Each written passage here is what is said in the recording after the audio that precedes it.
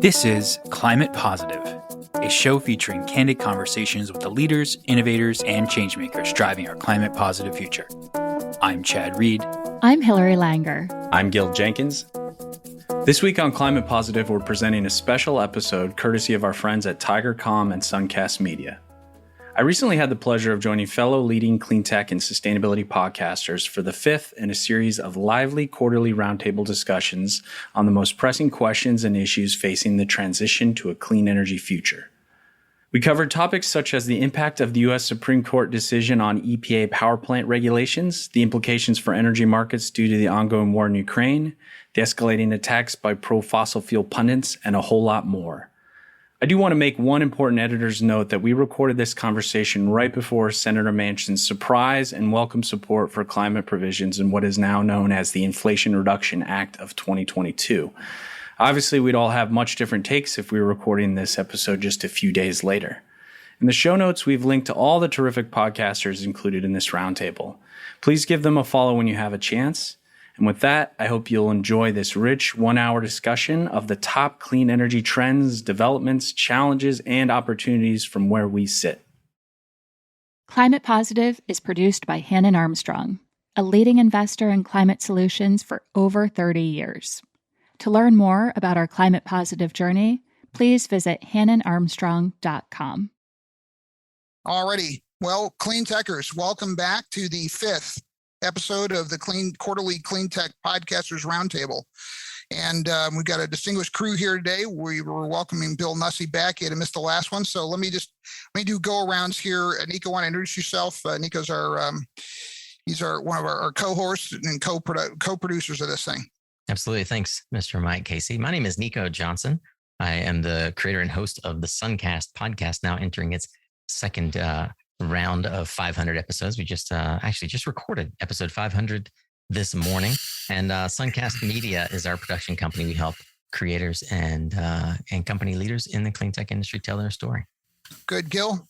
Hi, folks. Gil Jenkins. Glad to be back. I'm the co-host of the Climate Positive podcast, which I produce with my two colleagues here at Hannon Armstrong, which is a clean energy investment company. And we, on our podcast, try to interview a range of folks, business leaders, academics, authors, to try to give our listeners a bit of inspiration and some insight into some of the most promising energy and environmental trends that are shaping climate action. Super. All right, Tim Montague. Hey, everybody. I'm Tim Montague, host of the Clean Power Hour podcast. And I am also a solar developer for a company called EDP Renewables. And I do bespoke solar consulting on the side as well. And I'm just really thrilled to be here with so many awesome people. Great. Bill Nussey. Bill Nussey, author of a book called Free Energy and also the host of a podcast for the same name. And we are focused on the innovator, entrepreneurial investor side of all the technologies that are helping this industry happen even faster to get to a clean energy future as soon as we possibly can. Josh Porter. Aloha, everybody. This is Josh here with the Solar Coaster radio show media film company in Maui.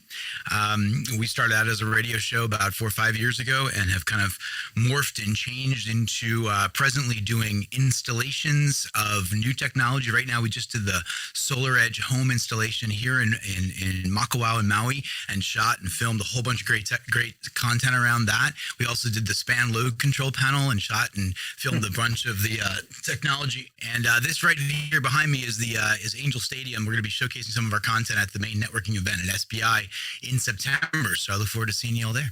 And we are delighted that Emily has joined us. Emily, we're just going around doing introductions for the attendees here. So just yourself and the podcast you host. Hear from you. Emily Chasan. I work at Generate Capital, a sustainable infrastructure company in San Francisco, and I'm based in New York. And I co-host the Energy Gang podcast, and we talk all about everything that's going on in energy, in politics, in finance, ESG, the whole gamut. And I'll round out saying I'm Mike Casey. My day job is running Tigercomm, the clean economy, Marcom, and public affairs firm, but I'm the host of Scaling Clean.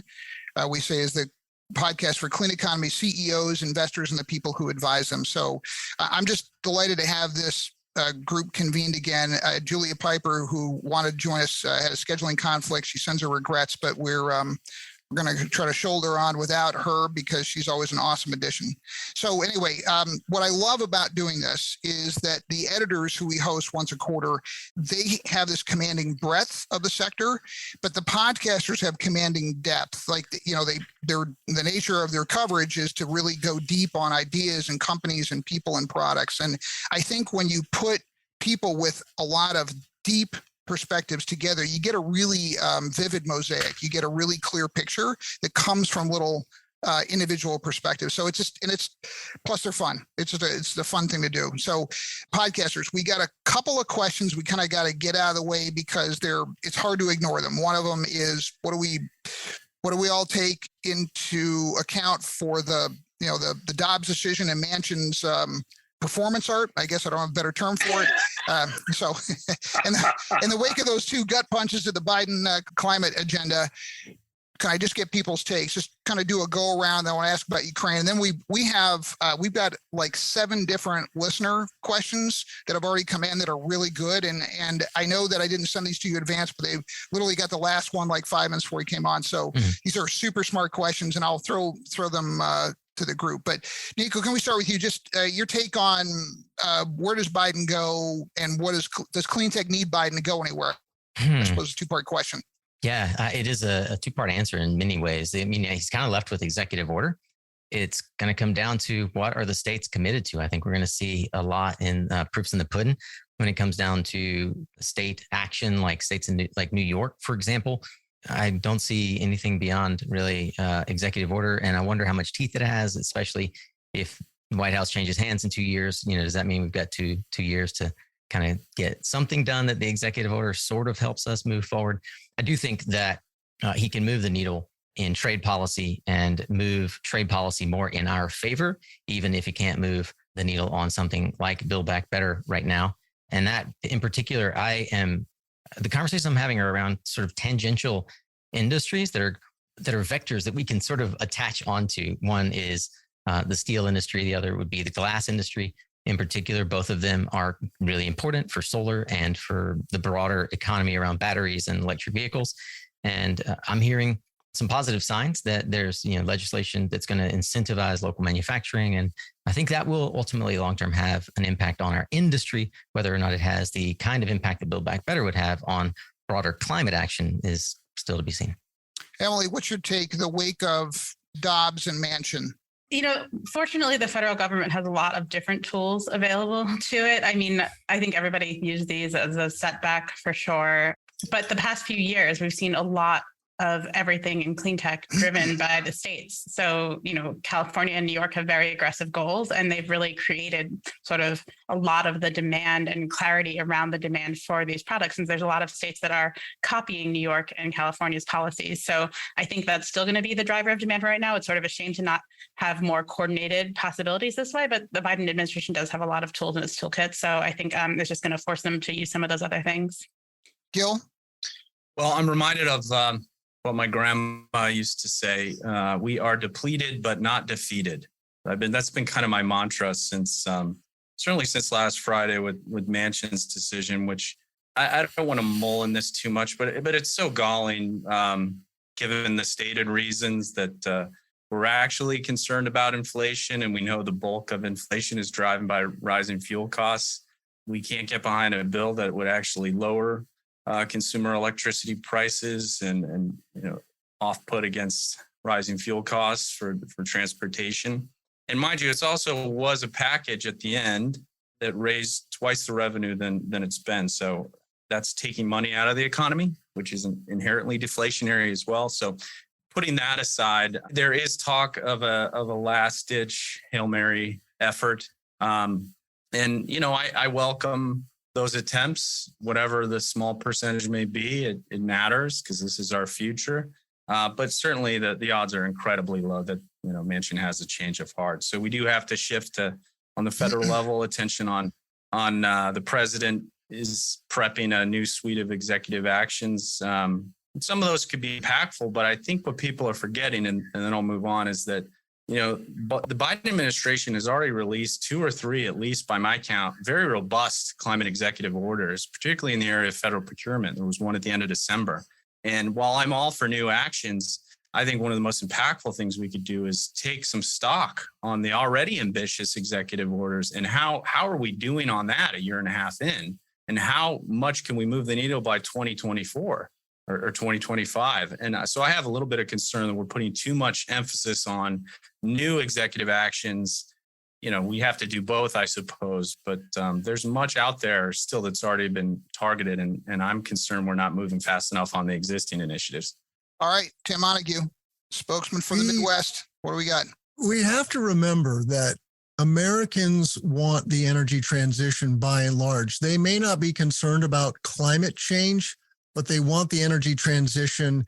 They're starting to understand the value of electrification of transportation as gas prices are going up and energy prices are going up in general. And so consumers will start to drive this more. Big finance has already been driving it, right? The economies of wind, solar, and energy storage are winning the day.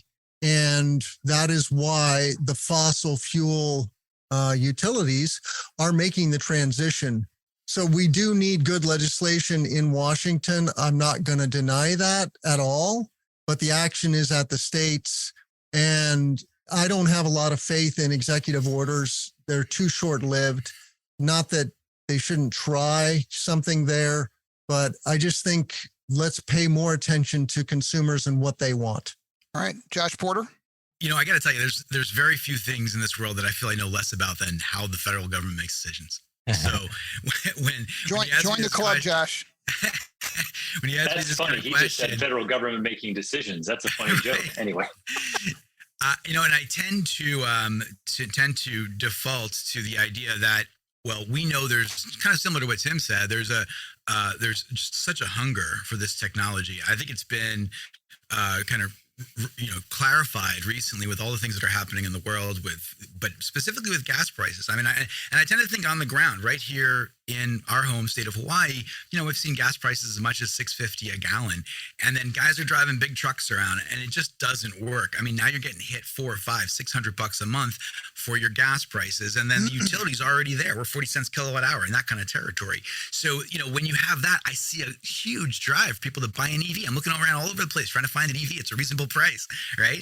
And so I look towards that. That's kind of what I see. I did try to find some information out when I read this question. I realized that I'll give a little plug for a friend of mine. This is a book that maybe can help us kind of learn a little bit more about the politics of global climate change by Patrick Regan. I have been trying to read through this to better understand how decisions are made at various levels, federal, state, or international. He's a great guy, Notre Dame Peace professor, met him. He's started a PV manufacturing firm in Elkhart, Indiana, employing only ex-cons. Amazing fella. I think it's a book to check out. Maybe we can find some answers there. All right, I saved the small solutions guy for last to address the impact of the failure at the large scale. So, Mr. Nussey. Hey, listen, I think the Manchin stumble was just another in a long series of opportunities for the world leaders to do what they should have done. I mean, COP26 was largely a whiff in my point. So no big surprise. The U.S., one of the most lagging countries in the world in terms of this stuff, whiffed again. Disappointing. But, I'm an optimist. And there's in the wave of this sort of terrible things going on.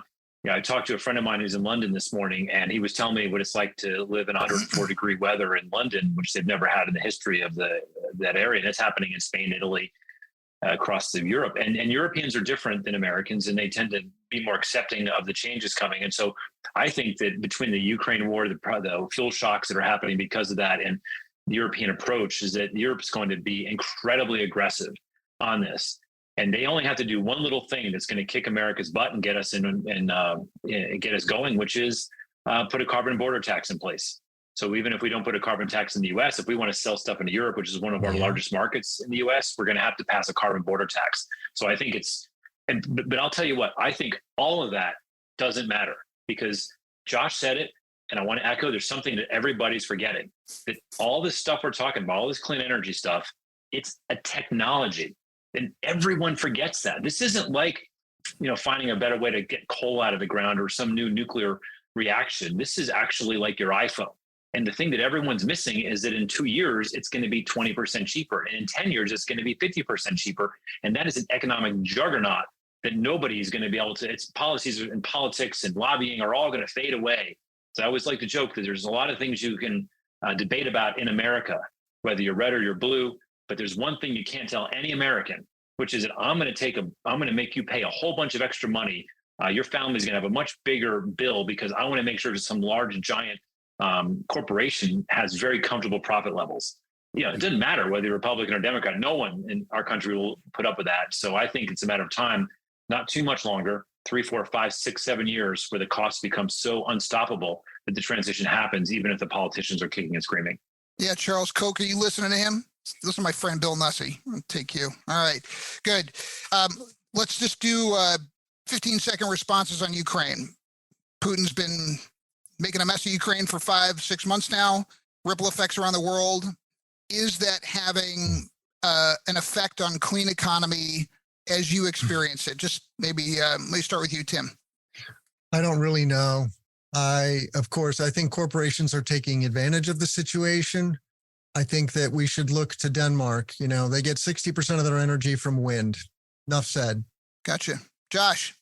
Well, I think that we're seeing right now in Hawaii, there's almost all the major RFP phase one. RFP phase one is the largest utility scale procurement of any utility in the history of the United States, right, for renewables. So, but most of those solar systems, I want to say like 3 or 4 last week, just got kicked, and they've been getting kicked like dominoes for various reasons. And a lot of it has to do with pricing and renegotiation of PPAs. I have to assume that has to do with inflation, costs of materials, costs of goods, and I think that a part of that has to do with the war.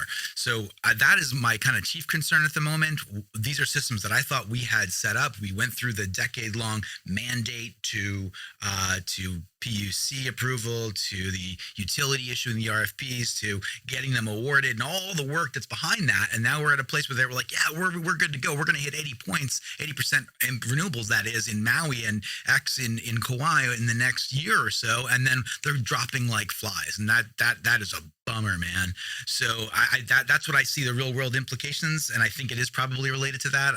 So that's what I see. I don't like it. Don't like it at all. Gil? Yeah, I think there's no question that the paradigm changed in February, and certainly the conversation around climate change, it's about meeting the dual challenges of the climate crisis and energy security and national security. I do think that obviously the upside boost to clean energy and that transition will be and is being felt more acutely in Europe first. And I think in terms of the broader conversation, I think the clean energy industry was a little late in the early parts of the spring and lost some ground on the broader messaging more around energy security. We came back, but I sort of see it dissipating. There's not as much of headline vigor around, well, this just makes the case even stronger on needing to accelerate the transition to clean energy faster. It was already happening, but this gave another proof point, certainly. So I think it's, at this point, there'll be more twists and turns, but I'm not sure there's been a major boost in the immediate sense. But in the long term, there's no question this strengthens the case and the demand for a faster clean energy transition. All right, let's do Bill, Nico, and Emily on this last question. Basically, what's the effect the Ukraine war is having? I think all the really large projects are lagging indicators. I'm an optimist. I look at leading indicators. And the leading indicators for me are clean tech, the tech part of Cleantech. And I just interviewed the two founders of Cleantech, Climate Tech Venture Capital, Sophie Kim and Sophie Purdom and Kim Zoe. And they just came out with some really interesting data that actually climate tech funding increased in the second quarter and looks to be increasing in the third quarter. So again, I think people are taking the long view, looking at the trends beyond what happens quarter to quarter. I think there's tons of reason to be optimistic, as frustrating as it is to see some of these really important projects slow down.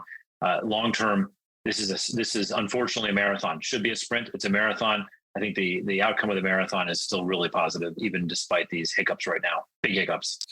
Nico? Yeah.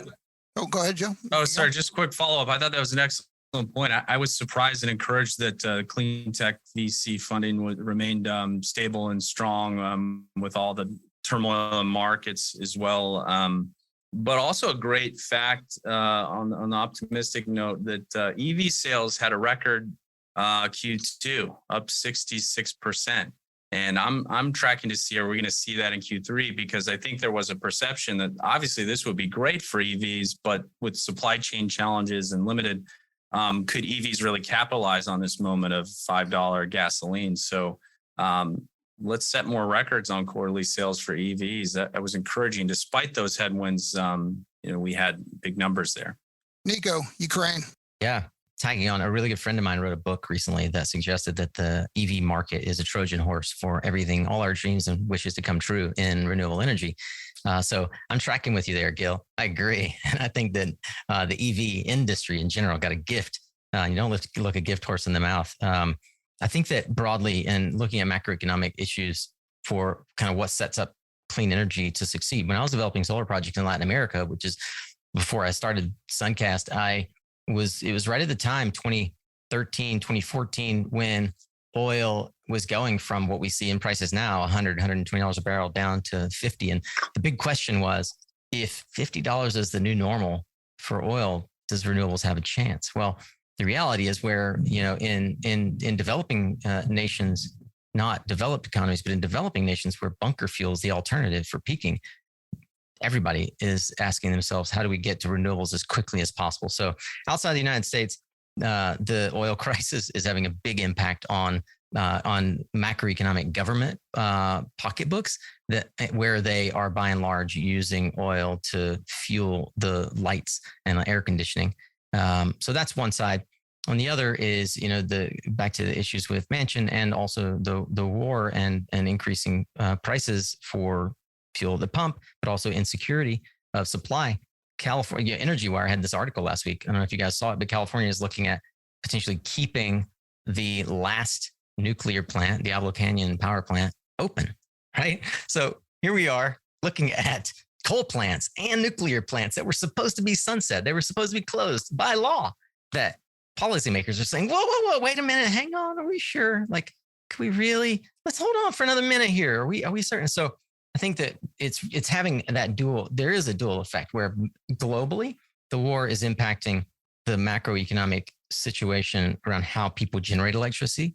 And here at home, we still have now more argument for policymakers to say, wait a minute, energy security at home, like let's keep these plants alive that we already know are creating our baseload power. Emily, last word on Ukraine, and then we're going to go to audience questions. Yeah, I'm going to echo a little bit about what Nico said, that I think it really changed the conversation on energy security and people thinking about what that is. I was just looking at gas prices, and it affects people like from very basic levels, like everyday purchases, all the way up to the government and policymakers. So the gas prices are like $5 a gallon this year. They were $3 a gallon last year. So this is a big difference for everybody's wallet. And I think when we're thinking about the energy transition and the ability for those prices to come down, like we were talking about earlier, and deflationary impacts in that is an important thing in there.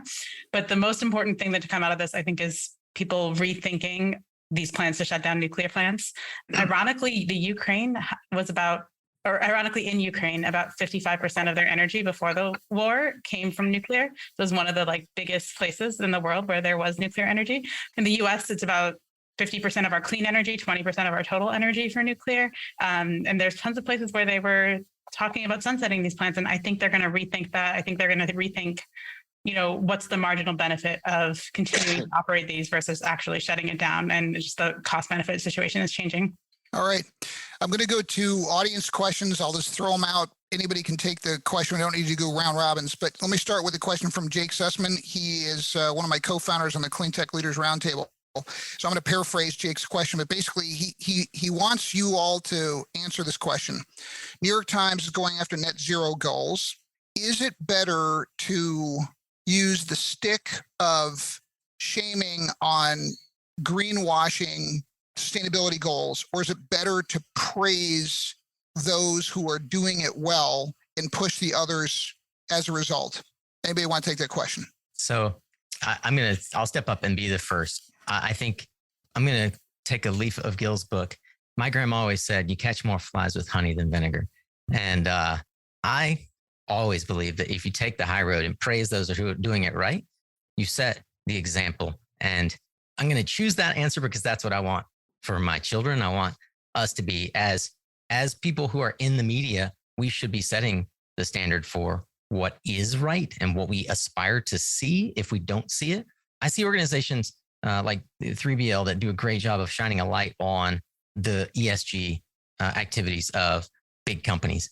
And a lot of folks think that a lot of that stuff is greenwashing, but the reality is that on the whole, we're moving so much closer to our ideal goal back in 2006 when I got in the industry than we were back then. And there's always going to be a level of greenwashing, but I like to point to the companies that are doing it well. Greenwashing, I think you really just have to think about where we are in time. I mean, even in the clean energy industry, I don't know many clean energy projects that have been made completely without fossil fuels. Even if you're just going to use a truck to do some maintenance, right? There's an economy that we've entirely built on fossil fuels, and we have to transition off of it. And so you can't really be a purist. The perfect can be the enemy of the good. I think we just have to remember that all the time when we're calling out greenwashing, that of course you don't want people to overstate things or to lose trust in the industry, but we just have to also know that we don't live in a perfect world yet. I'll add one more thing, which is I don't know if the SEC will get away with survive the Supreme Court beating they'll get as they try to create transparency on carbon emissions and things like that. But I think a lot of the calls against greenwashing and the claims of climate heroes are all very subjective. And we're going to be in this finger pointing mode and asking this question that you've asked, Mike, which is a great question. But I think if we can just get some solid transparency going, the data will speak for itself and greenwashing will just go away because you can't get away with it. I just hope, to me, that would probably do more from an executive action point of view than almost anything else I'm aware of, just by creating transparency. And I've talked to a couple of Fortune 500 CEOs in the last 2 weeks, and they're acutely aware of this and what it means to their businesses. And one's a fossil fuel CEO, and the other one was a very forward-thinking CEO, and they're both incredibly aware, excited, concerned about the SEC actually changing what they need to report, but it's very consequential to them, and I think it will have a big effect. Yeah, Bill, it's interesting you say that. We have a client, Michael Parr, at the Ultra Low Carbon Solar Alliance, and he last year he wrote a series of analyses, and he talked about that we're in the CSO era, Chief Sustainability Officer era. That is, as these big sustainability commitments have been made, budgets, profile, and the distance you can fall and splat reputationally have grown. So we went from, CSOs sometimes were siloed, not very high-powered positions, and now it's actually fairly consequential. And I thought that was kind of interesting. So there's more of an acute awareness of reputational risk if you're doing things like you're buying solar that's made in Western China, that for every 40-pound solar panel, they burn 520 pounds of coal. I mean, that's actually a fairly significant number. So it's interesting. I also was struck by the lack of standards. What is a credible sustainability program? What is a silly or fallacious sustainability program? So it's hard, I think, to charge greenwashing if you don't have anything approaching a uniform standard for any of this stuff. It seems to me to be sort of challenging, but let me move to others because we got them coming in. Mike, right here. Mike, Yes, one quick follow-up, and I hope I answered Jake's question here, but I think the greenwashing concerns are real, but I'm more concerned about, to a certain extent, a little bit more, the broader attack on ESG and conflating that term with sustainability and climate action. And, we're seeing it from it's a lot of sort of career right-wing politicians who are sort of trying to make this the next overheated debate in our culture wars. It's brought to you from the same people who brought CRT, and it's woke capitalism. So that, I think some of it's silly, some of it's trying to raise money, but it masks reasonable critiques about the Wild West of ESG ratings, which Emily knows well from and serious reforms that need to happen there. But I look at some of the messengers, and they're certainly being opportunistic and in calling out folks, you have to kind of question their motives and their funding. So there's certainly a broader assault on sustainability, ESG focused companies and clean energy companies are getting wrapped up on that. We've heard this before, but it's just back with more vigor. I want to tell you about another podcast you might enjoy. There are trillions of dollars flowing into climate solutions. The world's largest energy firms, tech companies, and banks are putting big dollars behind climate tech. So where is a smart investment going? Catalyst, with Shale Khan, offers an authoritative guide to how we address climate change across the global economy. Hosted by veteran analyst and investor Shale Khan, Catalyst digs deep into climate and climate tech solutions with the world's top experts and helps us understand the trends that are reshaping the economy and transforming the way we power our lives. Listen and follow Catalyst wherever you get your podcasts. Got a question from the EV infrastructure charging infrastructure company Electrada. What are the biggest obstacles to electric vehicle electrification facing fleet operaters? Anyone want to take that question? I'll go on that. This is a serious problem and challenge because when you want to install big electrical infrastructure to charge a fleet of EVs, the utility is going to say, that's great, Mr. Fleet owner, but that's going to cost $500,000 in a transformer upgrade or some other infrastructure upgrade, which can make the financial piece of the project challenging. This is where it is so vital that we have good federal legislation like the investment tax credit, the ITC, which makes it, it softens the blow. We have a 26% tax credit on solar or solar and storage today in the US. And it's a game changer. And so that's one is we need good policy. Two is we need to reform how authorities having jurisdiction, which is a wonky term, but that is just a reference to cities and states and counties, the government officials that are permitting construction projects. We have to streamline that process. And Solar Energy Industries Association is driving a good wedge on that front with the solar app, making it easier for solar installers to do their jobs faster, cheaper, quicker. And we need this for all types of the built environment, though.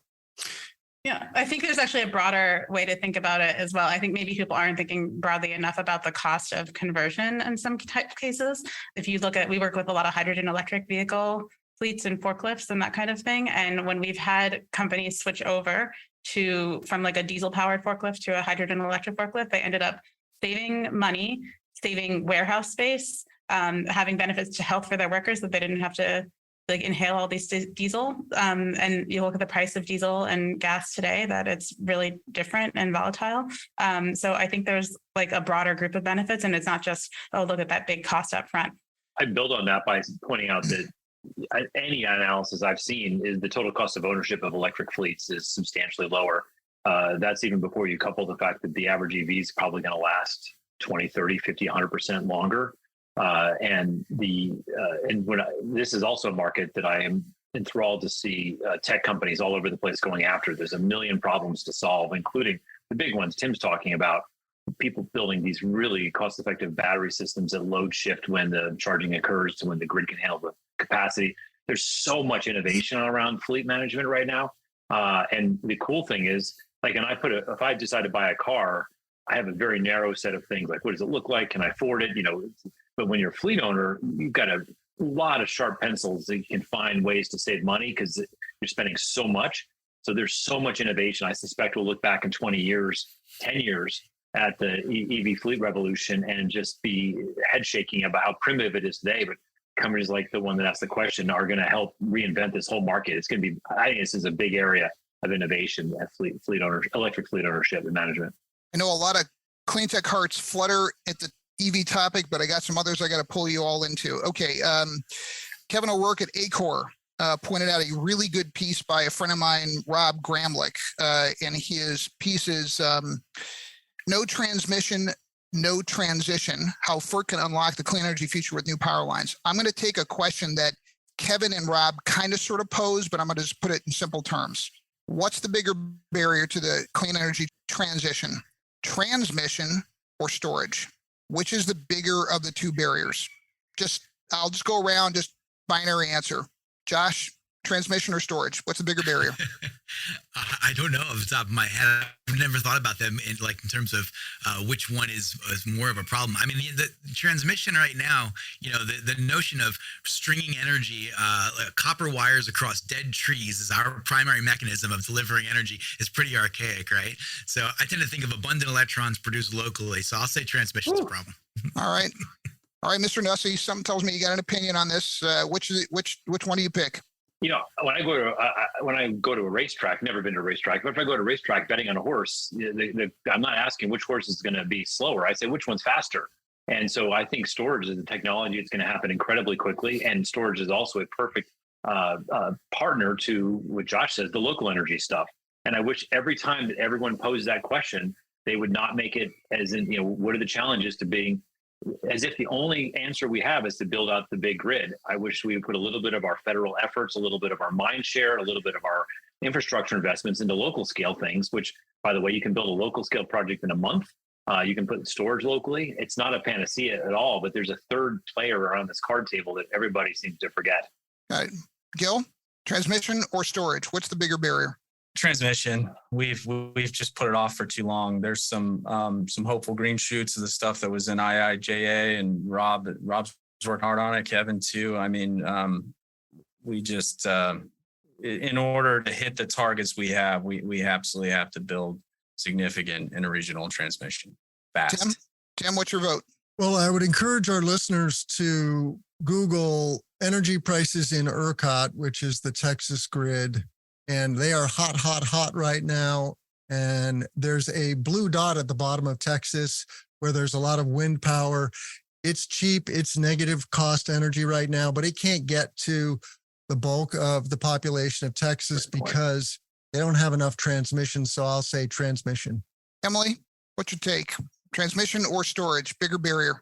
I think the storage market's coming along really quickly. So I would say transmission is also the bigger barrier. There's a lot of just billions and billions of dollars that need to be invested in transmission, and just having a smarter grid where people are able to talk to each other, and where, you could interface with storage more effectively, and, even using electric vehicles or buses as part of that solution. Good. Nico? Same answer. I would say ditto to everything Bill Nussey said and all that followed. I think transmission is I concur with Bill. It's not an either or in my book. I'll just tell, because they're coming out of stealth. I'm involved with a company which has got me much more optimistic on transmission. If you aren't familiar with them, they're Breeze. It's Mike Horsch and a group of people they're going to use idled oil and gas pipelines. There's 3 million miles of pipelines under North America. 25% of those are idled. Good idea. They're going to use the pipes as wires, and they're going to ship compressed air, store it underground. It is mind-blowing. Wow. I think these guys could actually pick the lock on the whole transmission conundrum. So just worth knowing. I love them, and I like to give them a shout out there. That's really cool, Mike, is Amory Levins is working on with a company that's repowering existing transmission, so you can get 50, 100% more capacity through the existing lines with minimal costs and changes, and you don't have any of the NIMBYism that stops all the other transmission projects. Yeah. So there's a lot of optimism around transmission, but it's just such a slow, expensive, and regulated process. That is probably its biggest. It's not the tech, of course. It's the people who have to sit in committee rooms and make decisions, or not. Had a anonymous questioner say, what is the role energy efficiency can play in resiliency plans, and how does it impact the cost of resiliency efforts? Isn't that just math? If you demand less energy, then you don't need as much, and it's much more resilient. That's where I'd come down on that. All right, so significant. I think, right. Well, I would say with energy efficiency, if you include in it load shifting, then it's a big game changer, right? If you can freeze a block of ice during the nighttime and then use that to cool your home during the day, as an example, or you charge a battery. But I do think that energy efficiency, when it becomes dynamic, it's a game changer. But like Emily said, if it's full energy, just standard energy efficiency, using LED bulbs, it's just a linear effect on the overall system. Okay. Another anonymous questioner. Is there going to be an appetite to limit or cap local government control over renewable siting decisions if that's what it takes to meet clean energy goals? I believe, Gil, I think you said something about stripping away local control, or Emily, one of you two, and it's interesting. So any thoughts on that, just to tease that topic out a little bit more? So the question is someone going to try to limit or the eminent domain stuff? Is that what we're talking about? No, it's I think the idea is there going to be an effort at the state level to reduce the amount of blocking ability that a town, a township or a county can have over a project that clearly benefits the state? I guess it depends on how state and how strong that politician is polling the various. I don't know. That would be great. I haven't heard any rumblings of any governors that or other state leaders that want to take that brave but important step to stop NIMBYism for some of these projects. Anybody else want to touch on that one? I think that, I as I listen to the things being discussed across the United States, just as a citizen who reads stuff, it seems that the move is towards more local control. And so I struggle to see the federal government, particularly after the midterm elections and after the presidential election in a couple of years, leaning into anything that's going to override state and local town community control. So I think that's a challenge. I think it's going to go the other way, Mike. It's not going to have more top-down control. It's going to have less. And I wish I was optimistic about that. But I always point out to people that a bunch of creative legislators, 20 years ago, passed a federal law that made it illegal for anyone to disallow satellite dishes on houses. So you can have a ton of neighborhoods around the United States where the homeowners association says it's illegal to put solar panels on your roof, but they can't stop satellite dishes. That's a national law. And so occasionally the government can do stuff like this, but we're not turning that way right now, I don't think. Well, Mr. Nussey, I think you're forgetting the very important thing that a lot of these very responsible state legislatures have done. They have barred municipalities from banning gas as the default, right? Good point. For electric ovens. So, there's clearly an appetite That's a great at state point. level to harmonize things. So I know they're not picking winners and losers in these red state legislators, are they? No.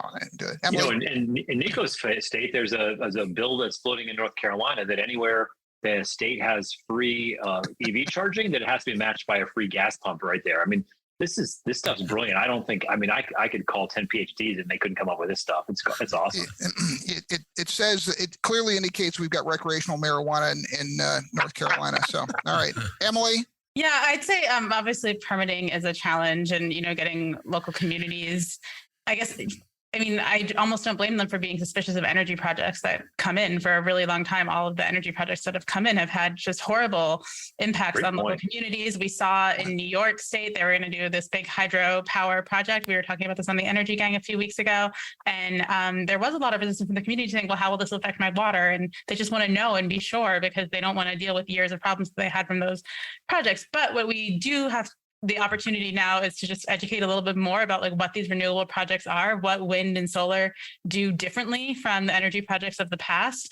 And also the opportunity to just get communities engaged and excited about it. At Generate, we're really big into community solar projects where you put in the project and the local community has the opportunity to lower their electric bills because that's in their town. And then that is something that gets the whole community really excited about the project. So just thinking about how people can participate in the energy transition, I think is probably the key to that. Policy obviously can help too, but I don't think you just have to gain people's trust. Well said. Well said. All right, got a question from Atlas Renewable Energy. They're down in Miami, large scale solar developer, solar and wind developer. They want to know, how can supply chains be strengthened to provide cost-effective alternatives to components utilizing forced labor, as well as ease the supply-demand imbalances? Any thoughts on that? I think this is a transparency problem. It's difficult when it's sourced in China to get clarity on what was made and how it was made.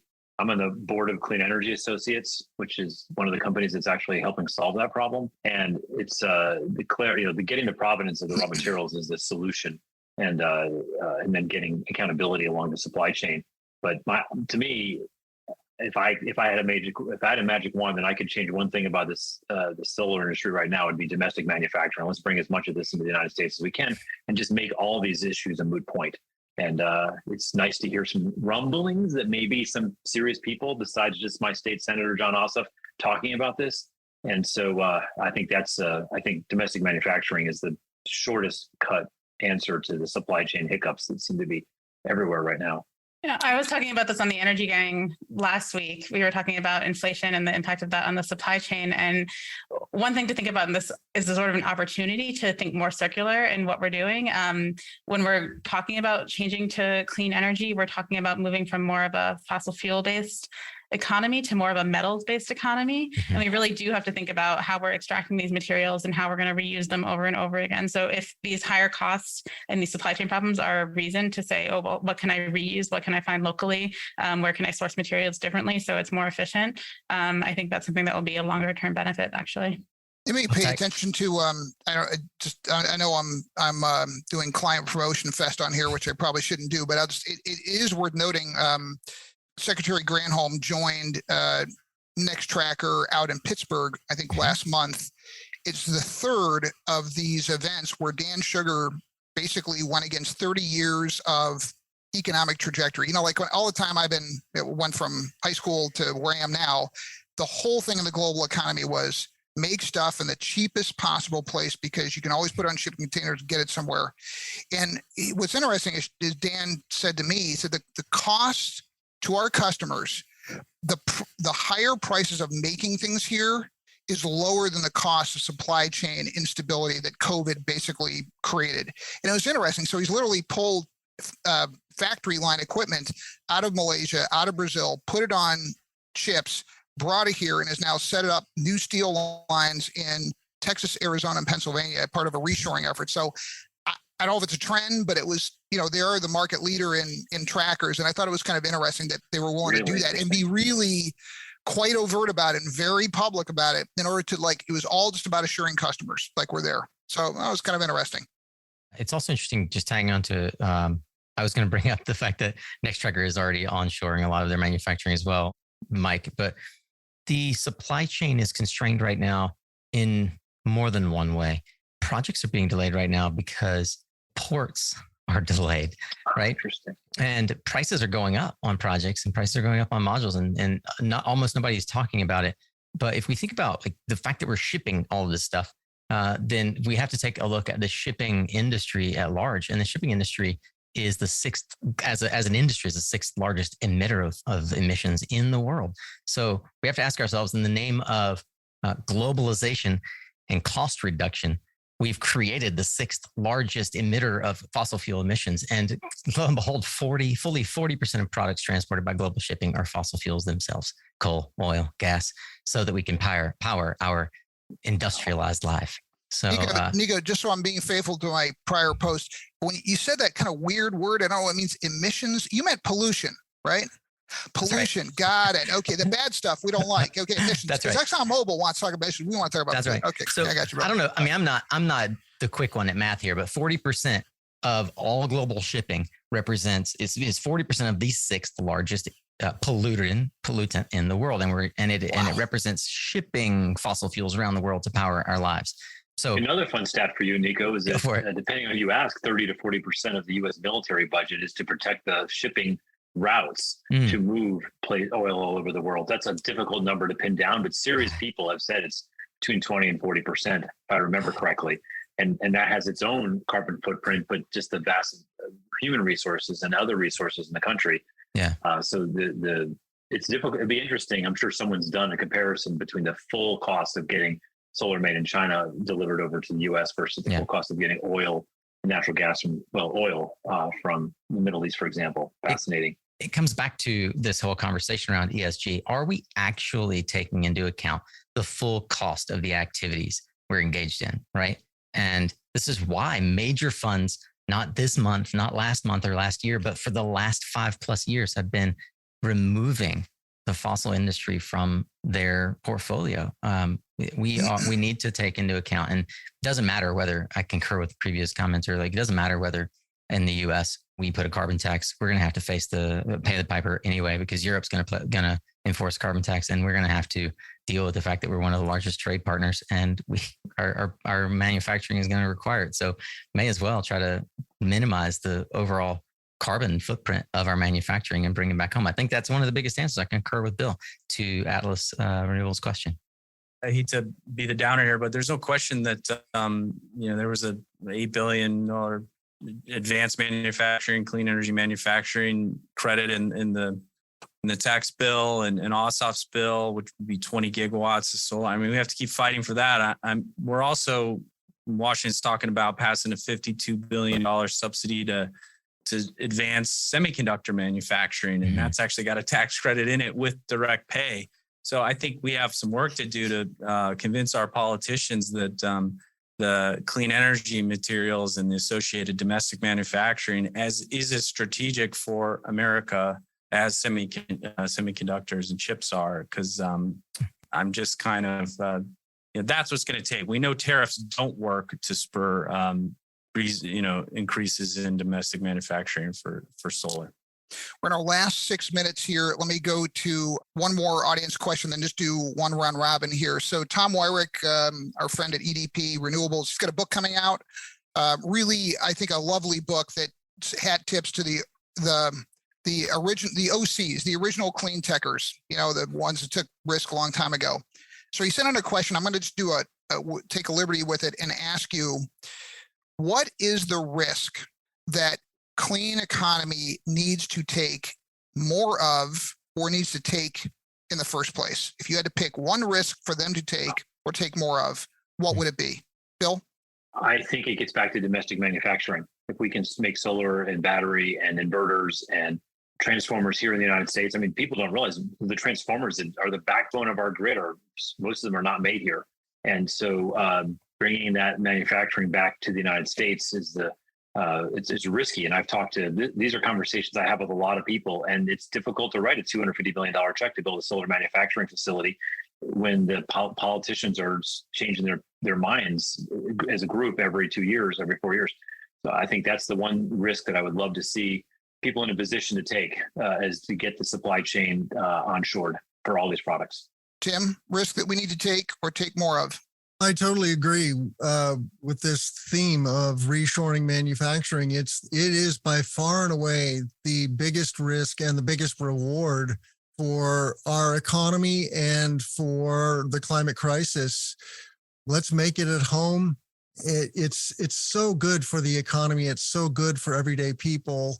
And it gives us a level of control that we just don't have with the globalization that has occurred in the last 40 years. So we should step that back pronto. Nico? I'll take it a slightly different direction. I think the biggest risk that clean tech companies need to take is to hire more people who don't have 5 years experience in clean tech, solar, energy storage, whatever false hurdle we've placed in our requisitions that prevent us from really scaling clean. All right. Gil, have I called on you on this one? If not, you're up. Those are good answers. All right. Josh, then Emily. So I'll stick with the domestic manufacturing a little bit and try to share a little experience I have with this. I used to work in sourcing, so I spent a lot of time in Asia, up and down the special economic development zone, and then I would do the math for what it cost to make something locally. It was in apparel; it wasn't in this industry. But recently, I think that obviously we're all kind of going, how do we make this happen here? And it's such a conundrum, but I have seen proposals for complete domestic manufacturing in the United States. And I have seen some interesting technologies for that low cost, low capital investment manufacturing facilities, a spoke and hub method, where you have a crucible and then you have local geographic assembly. And then at that assembly, I've even seen some innovative ideas like roll to module, basically like a stick encased voltage variation module that can be made locally with smart wire for geographic, kind of like a better panel for a geographic area. It's a very interesting concept, like full domestic manufacturing through a methodology like this. So I've seen that. I'm behind it. I'm excited about it. I think as we start to demand more and more PV over time, and it needs to be full life cycle ACA kind of characteristics need to be known, and the transparency can come through that too. I would be very excited about that kind of step. Emily, What's the risk you want to see clean tech take? It's not taken now. Yeah, I'm going to echo a little bit of what Nico just said about false hurdles and human capital. Scott Jacobs, Generate CEO, was just on the Shale Cans Catalyst podcast the other week, and he was talking about how we talk a lot about policy, we talk a lot about technology in this space, but we don't talk enough about the people we need to get behind and involved in this, and like which people we need to bring along, and how to expand our scope and range of people that we can get involved in developing and creating and deploying these projects. It's really going to take a lot of people, as well as policy and technology. So we just don't want to forget that. Okay, closing question. Going to go round robin here. What is the change or trend or development you're noticing that you think is not getting very much attention, is going to turn out to be a fairly big deal? Something you're tracking, not a lot of people are seeing, and it could turn out to be pretty consequential. All right, Bill Nussey. I like this crystal ball question. That's a good one, Mike. The one that's really two things that surprised me recently that I love is how much progress we can make improving and accelerating the clean energy grid by controlling loads at the end. It's a little technical, but it comes in simple forms like charging a battery that then charges cars, charging a battery at night and then charges the cars during the day. The other one I'm excited about is smart home panels and smart commercial panels, and being able to make decisions that essentially allow us to use the existing distribution part of the grid in a very similar way that was already built. So that's stuff that I'm seeing a lot of very recently and really excited about it. All right, Tim Montague. Well, I love the trend that there are new concentrated solar power technologies coming to the U.S. Like Phoenix is a company from Canada that's using trackers for industrial hot water. I'm interviewing a company called Rondo Energy that is making industrial hot bricks from excess wind and solar electricity. So electric thermal heat, it really makes it possible to completely green industry, which is a huge part of our carbon footprint.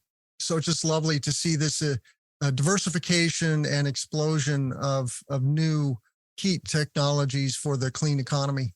Cool. Emily? I think energy storage is really going to be the development and trend to keep watching. The prices came down a lot in the past year. There's been a lot of deployment. There's a lot of really exciting possibility there for the grid as a whole and for grid stability and resiliency. And even also thinking about energy storage beyond, just batteries, but thinking about, hydrogen or hydro and all these other ways to think about how we can be storing the energy we produce by renewables. Nico? Man, this was fun. The thing that keeps coming back around in the conversations I'm having with folks is kind of there's two trends that are coming together. If you listen to any of the podcasts, I was going to do a book shout out to Tony Fadell's new book, Build. Holy freaking moly. Put this on your list.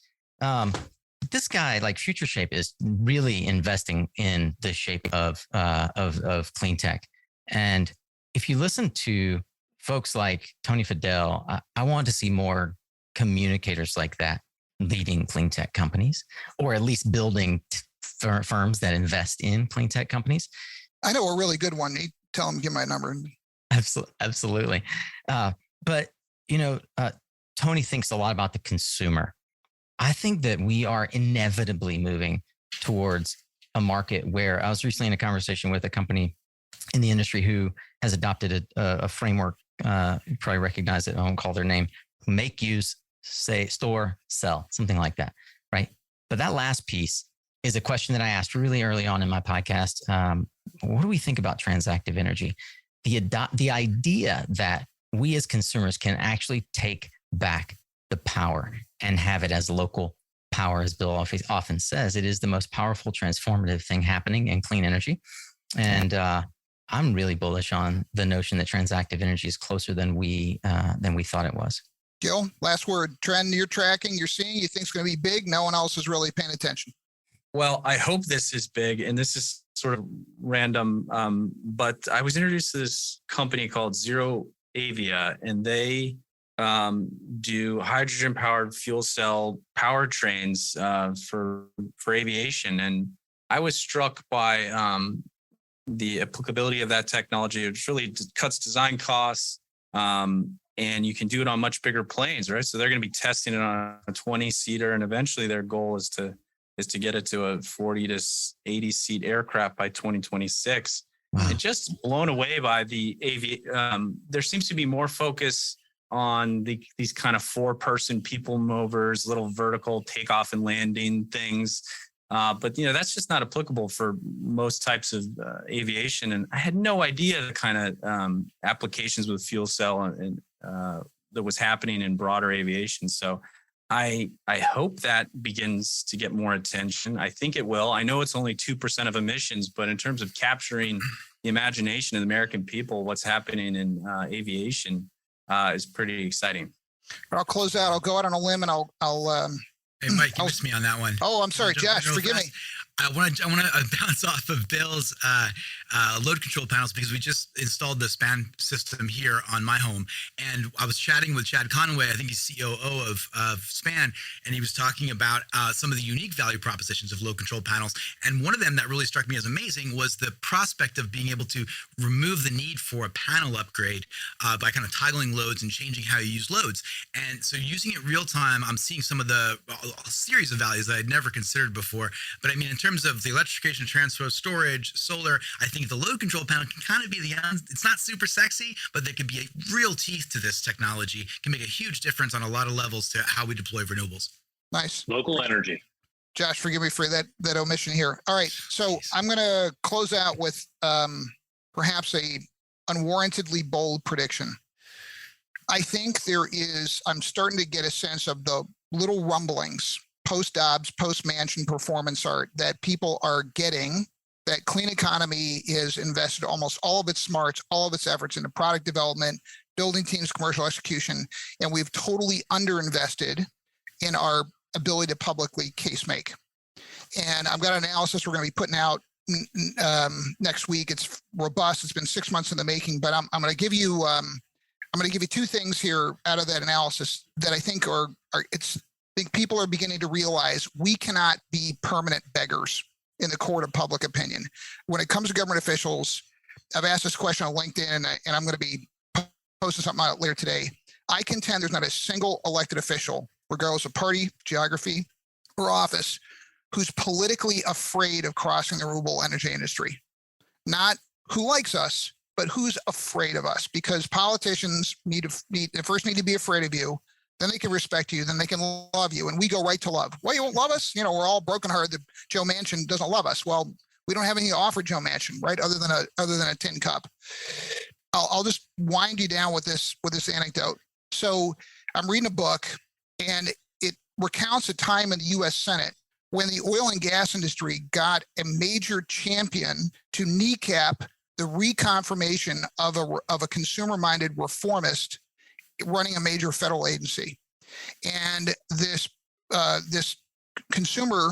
pro-consumer regulator had been put up for renomination to run a major federal agency. And the oil industry had a senator set up a special committee to kneecap this gentleman. At the same time, the oil industry is funding this unprecedented effort to basically do a dossier on him and give the panel that was going to be hearing his renomination then what they needed to basically ambush him and wipe him out. And they did. And that took place 70 years ago. And that senator's name was Lyndon Baines Johnson. And the company was Brown and Root. And the reformer's name was Leland Olds. He wanted to basically enforce the Natural Gas Act of 1938, stop the gas guys from overcharging Midwestern, Northeastern population centers, gouging them on gas. And Johnson, basically, they promised Johnson a lot of money. They flew him around on planes, and he kneecapped this guy. And the question I'm going to pose is, do we think that in the last 70 years, the oil and gas industry has gotten less aggressive, less sophisticated, less good at weaponizing government and propaganda to stop our scaling? And if you do, then you definitely live in a psilocybin recreational state, because I can tell you they've gotten really good. And I think that we are starting to realize that we cannot get anything with a smile and a handshake. We're going to get things with a smile and a handshake and a gun. So I think unless we equip ourselves with the ability to get politicians afraid of us, we're going to get treated no better than Joe Manchin's been treating us, no better than the Supreme Court's been treating us. That's my sense. I think there's a growing recognition of that. I hope. We'll see. I'll close out with that. Panelists, you are awesome. Thank you for our 5 returners. Emily, it's been great having you. We're going to you better count. We're going to be coming back at you to get you back on. So mark it down. We'll be back at you in a quarter. And who's going to RE Plus? Can I just get a show of hands? Who's going there? All right. More cool. More hands. Cool. All right. Well, listen, hey, thank you all. And audience, thank you for joining us. We are just delighted to do this. It's so fun. And thank you, podcasters, for joining us. Y'all take care. Great to see everybody. Thanks, everybody. Thank you. Thanks, Mike. Thanks, Nico. Thank you. Climate Positive is produced by Hannon Armstrong. If you enjoyed this week's podcast, please leave us a rating and a review on Apple or Spotify, which really helps us get more listeners. You can also let us know what you thought via Twitter at ClimatePosiPod or email us at climatepositive@hannonarmstrong.com. I'm Gil Jenkins, and this is Climate Positive.